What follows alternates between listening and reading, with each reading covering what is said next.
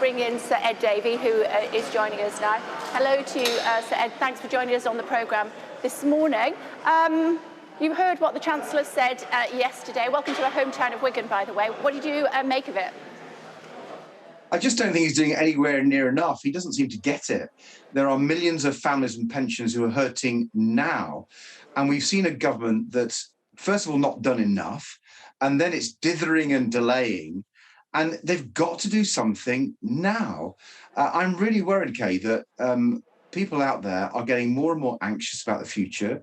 They've heard that this is going to get worse, that we could be entering a recession, that energy bills will go up further in the autumn. And they have a government that seems tone deaf.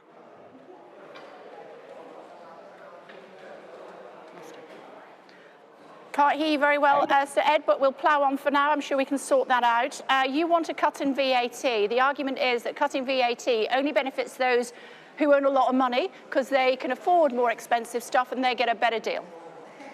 But that's simply not true. As a portion of income, it helps people who are less well off. It helps cut motoring bills. It helps cut food bills.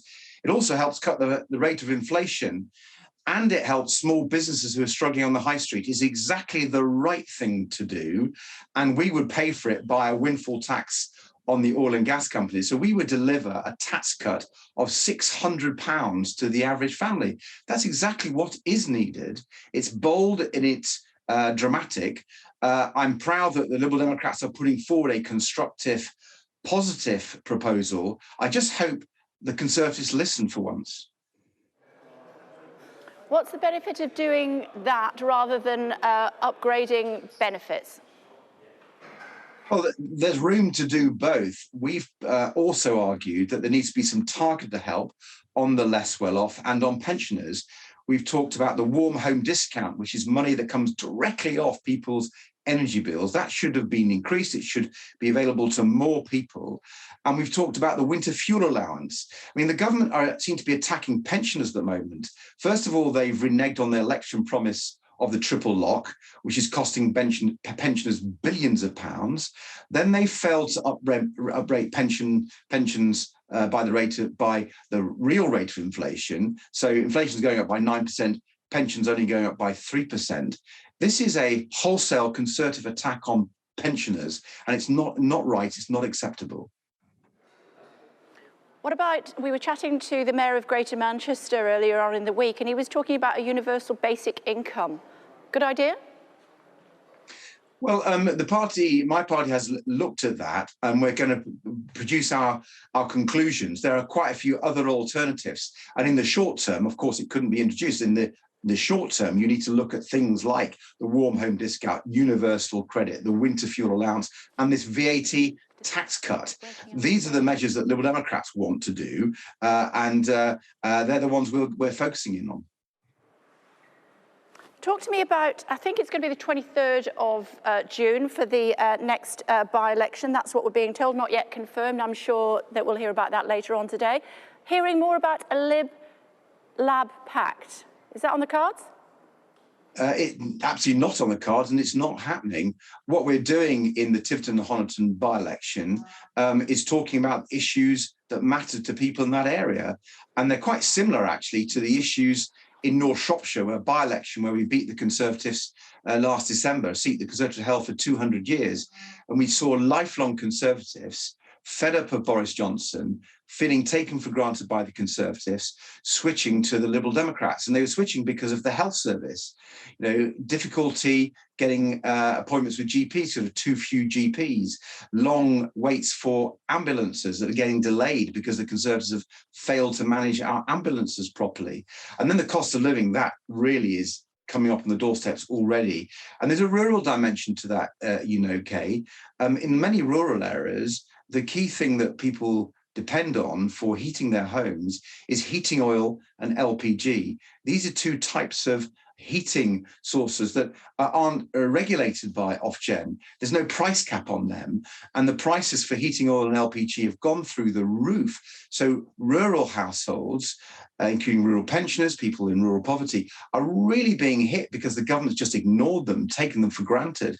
So Liberal Democrats will be talking about health, we'll be talking about the cost of living, And we'll be talking about farmers who, as I raised with the Prime Minister yesterday, are absolutely being betrayed by the Conservatives. We need the farmers to help families and pensioners with the cost of living, with the cost of putting food on the table. But the Conservatives are making it more difficult for farmers to play that role. I mean, we've been here all week. We've been hearing about the livelihoods and lifestyle of the people here in Wigan and the greater northwest region. Why, you did really well in the local council elections, of course. Why do you think you don't cut through in regions like this?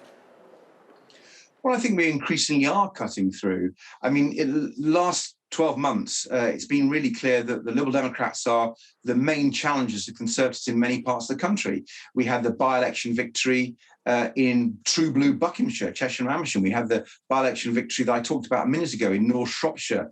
And our local election results across the country, from Cumbria to Somerset, from Hull against Labour to many other parts of the country, they were the best of any political party. So I think people are listening to the Liberal Democrats. We're listening to them. We're listening to their concerns. And I think they like the fact that there's a party that is taking up their concerns with constructive, positive alternatives. The Conservatives are just taking them for granted, ignoring them. Sorry to interrupt you there, Sir Ed. Talk to me about what's going on with the culture of the Palace of Westminster at the moment. 50-odd MPs are presently being investigated. One has been arrested on allegations of rape, and yet still he hasn't had the whip removed.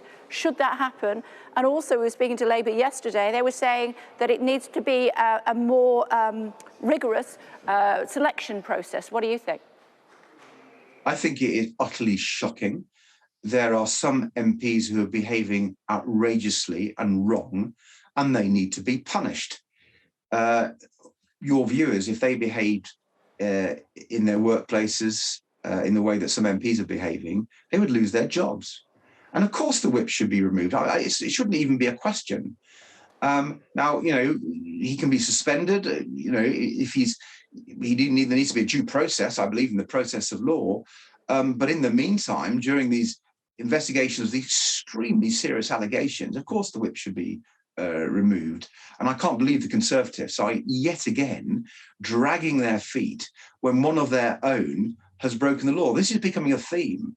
And maybe it's because the Prime Minister breaks the law and lies about it and gets away with it. It's a Prime Minister who's created a culture, particularly in the Conservative Party. And this is setting a very bad example for the country, for our young people. And the Prime Minister, frankly, I've called for him to resign, but I don't believe he's a decent person. He's not a decent person to be the Prime Minister of our great country. And I think true patriots would want him to go. So this whole culture, it rots from the top sometimes. A fish rots from its head. And I think if we got rid of the Prime Minister, it would be a big step forward in beginning to address some of these problems.